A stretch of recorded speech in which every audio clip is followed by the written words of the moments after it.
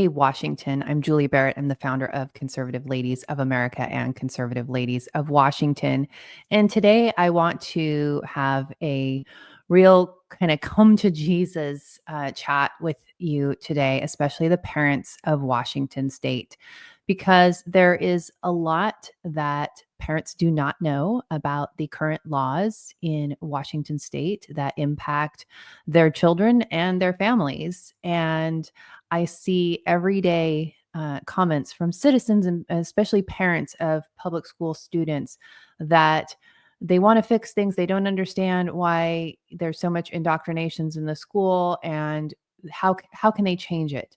And is this is unacceptable? And so I want to talk a little bit about where things are at currently and where they are going, because you can only protect your children if you know what's going on. As a parent in Washington with my children until they turned 18 years old, I had a front row seat and a very firsthand devastating experience when one of my daughters was 14 years old in 2021, where she was held hostage by a homeless youth shelter. That's a long story, and if you don't know it, there's more content you can find on that story. My other daughter was socially transitioned in her high school in Western Washington. So we have experience with the indoctrination in the schools. It's not new, and this has been going on for decades. It's certainly been ramped up substantially with COVID. And when I would say when the Biden administration took power on a national level, it really got ramped up. But Washington State has been really on the front lines of these, I'll say, advancements in radical left ideology in the government schools. And with the recent election, with Washington being the only state in the country to move further to the left, the Democrats in Washington are emboldened and they're empowered, and they have a radical left agenda that they plan to push forward. I think it's going to be very bad. And so I wanted to share some things with you where things currently are and where we see things going in 2025, and then just give you some ideas for how you can protect your children and your families against this. So if you are a parent and you're planning to stay in Washington State, you're going to need to do some things to protect your children. We ended up having to get our twins out of the state for a combined total of about 2 years so that they could receive the care that they needed and allow us to be parents, and allow us to have our parental rights. Because in Washington, if your children are 13 years or older, they have a lot of medical and mental health rights that the state, medical providers, teachers, staff at the schools, they can keep all of this secret from you. That is the law in Washington. And I know you're probably thinking, they can't do that. That's unconstitutional. And you're right, it is. And Washington passes a lot of unconstitutional laws, and they get away with it because it's next to impossible for people to challenge these laws legally. And there's such an abundance of them. In the last 2 years, Washington legislature passed, I believe it was about 1,800 new laws. Can you believe that? 1,800. Doesn't that sound insane? And it is insane. As someone who's had a front row seat to the state legislature over the last couple of years, it's astounding how much bad policy they push through the legislature. And a big priority of Washington Democrats is targeted to education and towards your children. Another area where minor children have a lot of rights is when it comes to gender identity, gender transitioning, gender affirming care, so-called gender affirming care. These are areas that are protected for children. It is actually legally called protected healthcare in Washington State. That includes abortion as well. So if your child of no minimum age wants to access so-called gender affirming care, they can do that. They can even be taken to a youth shelter or a host home without your notification or consent to receive these services. Now, in was it February or March, the legislature passed the citizen initiative that was Initiative 2081, which is called the Parents' Bill of Rights. And the idea with this initiative was that the schools would be required to give parents information about their child's mental health, medical health, their school records, would be able to view curriculum upon request. Well, the Democrats, they passed it. And in session when they were passing it and in their speeches, they made it very clear that if there was any part of this bill that would infringe upon any of the existing laws that protect primarily what they call LGBTQ kids, they would challenge it. And sure enough, in June, they did challenge it, and the court upheld that the schools and medical professionals cannot share mental health or medical health information with parents. They also cannot share gender identity or any of that with parents as well. So that's kind of a scary thought. Now, I often see parents in Washington being shocked when they see, things like the pride flag or Black Lives Matter flags or content that is having to do with LGBTQ people or issues. And I want you to know, you need to know that this is all very legal. You can rant to the school about it, but it is legal. It's actually encouraged in Washington state law. There was a bill passed this year. It is Senate Bill 5462, and I'll put a link in the description if you want to go look at that. But it mandates that schools teach LGBTQ history. And what they're doing with that is they're actually changing history. They're going back through the timeline of American history, and they're inserting, like, here is when the first gay man, founded such, whatever it is. But they're going through the timeline and they're attributing all of these things to LGBTQ people and really rewriting things and making it just gayifying the history of our country, which it shouldn't matter to anybody what someone's sexual preferences are. But this is mandated in Washington. This was a very bad bill that passed this year. Another one is House Bill 2331. And this was an effort by a number of Democrat-led states to prohibit parents and concerned citizens from taking issue with inappropriate books in schools. There are a lot of graphic novels that show children in sex acts and things like that. So I'm sure you know exactly what I'm referring to here. But this bill does not allow for those kinds of materials to be challenged or removed from schools. So another very bad bill. That's just like the tip of the iceberg on bad education policies in Washington state. It's really not a safe place for your child, and the schools are actively socially transitioning children and giving them new names and new gender identities and keeping that secret from parents. And I know that because it happened to me firsthand. I know exactly how they do it. I know how they hide it, and you need to be very aware of that. Now, our team is already digging into the legislative priorities that are coming up in 2025, primarily from Bob Ferguson, who's now the governor-elect, Chris Reichdahl, who is the current and reelected OSPI, that's the Office of Superintendent of Public Instruction. And so we also monitor a lot of the other groups like the teachers unions and the PTSA and all of these people that weigh in on these things, the State Board of Education, where they're requesting certain policy. And so today we were looking at the Washington Education Association, the WEA, that's the teachers union, and they are extremely engaged and active in state legislation and policy creation. They work hand in hand with OSPI. They'll work very closely with Bob Ferguson. It's all one big network of leftist people. But one of the things that's on their priorities for the 2025 session is to affirm every student's right to an inclusive, engaging education.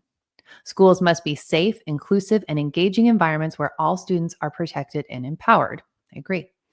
The legislature must affirm the rights of students who seek gender-affirming school experiences and ensure protections for educators who provide safe and inclusive learning environments.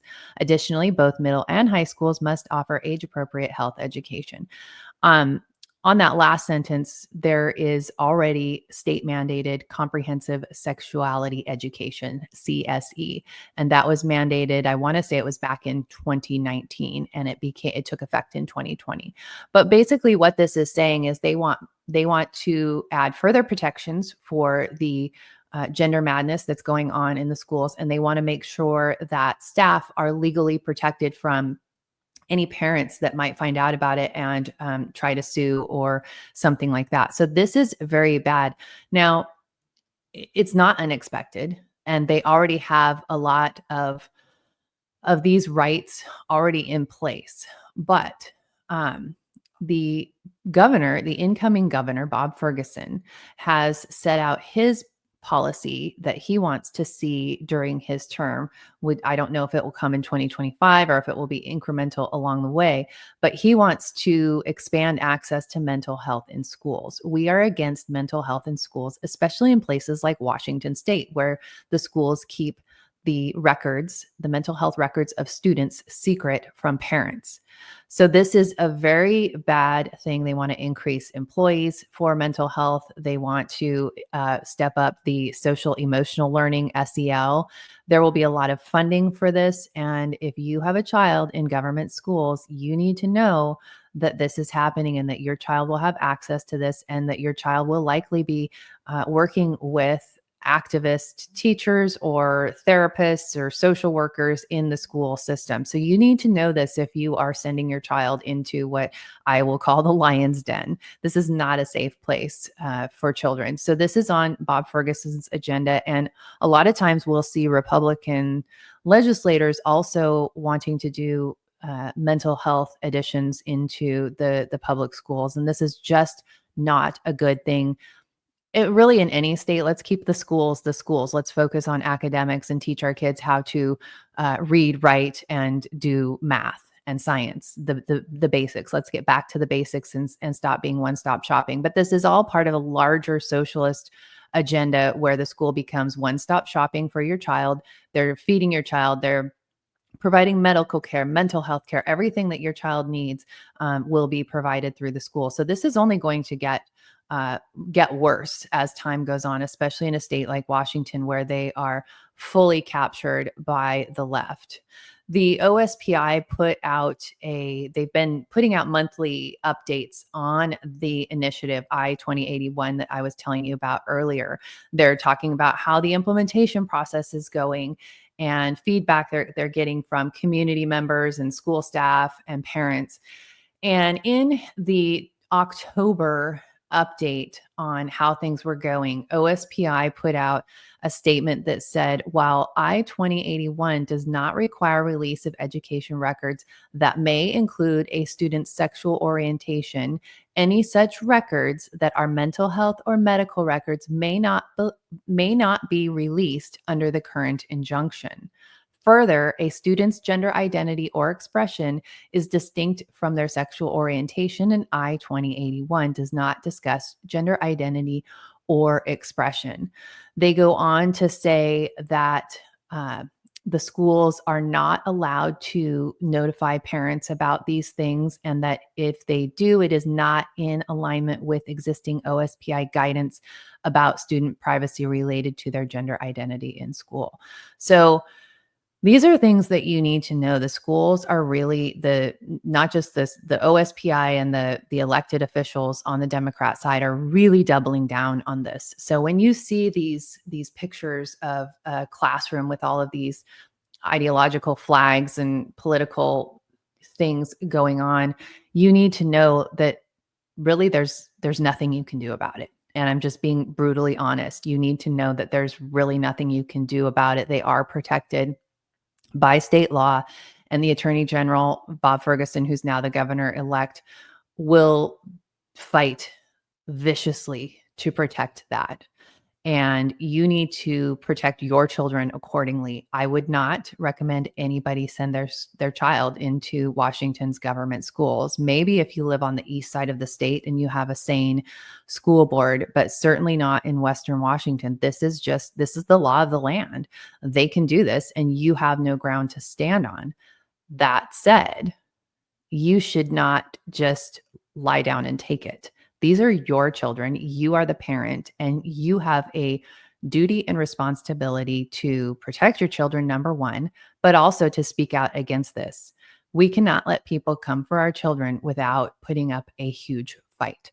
So I would encourage you to start going to school board meetings, find some people in your community, in your school district that will go with you, because there is definitely a lot that is said when parents show up in force. That is definitely sending a message to those school board directors. I would also encourage you to get involved with our Conservative Ladies of Washington Legislative Action Team. Now, we're not going to be able to stop much of this bad policy. We might slow it down, but the best thing you can do is you can go and testify, and you can do it on Zoom if you can't get to Olympia, which is what most people do. They do it on Zoom, and you'll have 1 to 2 minutes to speak about a bill that they're talking about in their committee. There's a public hearing, and you can speak to that bill. And you can tell them, as a parent of a school-age child, why you oppose this bill. You get to say that directly to the Democrats in that committee, and that's very powerful. The citizen voice is very powerful. And for the last, I don't know, probably as long as forever, the Democrats have been able to just pass these policies with really no opposition in Olympia. So I would encourage you to join us. And I'm going to put a link to join our legislative action team in the description below so that you can join us. But I want to be really honest with you, when everything happened with my girls back in 2021, I had no idea. And that's how I got involved in legislation and influencing legislation and educating other citizens. I had no idea what the laws were. I knew the schools were a mess, but I didn't know how bad it was. I didn't know that Washington actually had all these laws in place that allowed the state to circumvent my authority as parent. And you need to know that, because if you don't know, you can't protect your kids. Once you know, you can protect your kids. So you need to know this, and don't feel helpless about it. You can speak up, you can use your voice, and it is your job to protect your children. And that may mean doing uncomfortable things. It may mean finding a way, making a way to homeschool, even though that's going to be really difficult for your family. It could be on the weekends. It can be in the evenings. You can make it work. There's lots of flexibility with homeschooling. You're not tied to a schedule, and there's a lot of resources, free resources, that will help you do that. But we cannot give our children up to the government, and we need to be a voice in Olympia and beyond in America. We need to be standing up and protecting our children. And I think what we saw on a national scale with this election is that parents showed up to vote, and parents are tired of the Democrats thinking that they know better than the parents. They know how to raise the children better than the parents. That's not true. And I think the parents kind of had this "don't tread on us" moment, which is very encouraging. Now in Washington, you've got a little different landscape going on. And so you need to know these facts. You need to know what you're dealing with. And quite frankly, if you can get your kids out of the state of Washington, that would be the best thing that you could do for them. But if you can't, and you have to stay in Washington, and your kid has to go to the public school, you need to be having open conversation with your kid all the time. You need to be going through their backpack, going through their school apps. I think a lot of them use Remind or whatever the current app is for teachers communicating with students. You need to be going through all that. You need to know what's going on, and you need to talk to their teachers and build a relationship there. That's at least a way to help minimize the potential damage. So I wish I had better news to share with you, but knowledge is power, and that will allow you the power to protect your family. So I'm going to have links to all of the documents that I have shared with you in this video below. If you have questions or concerns, or you need help in your school district, I'm going to leave the contact information for our team, so you can reach out to others on our team that could support you on a local level and help you with your school district or whatever your need is. If you haven't already, please like and subscribe to our channel. We're sharing content like this all the time. And please do share this information with other parents and concerned citizens so that they can take steps to protect their children and their family as well.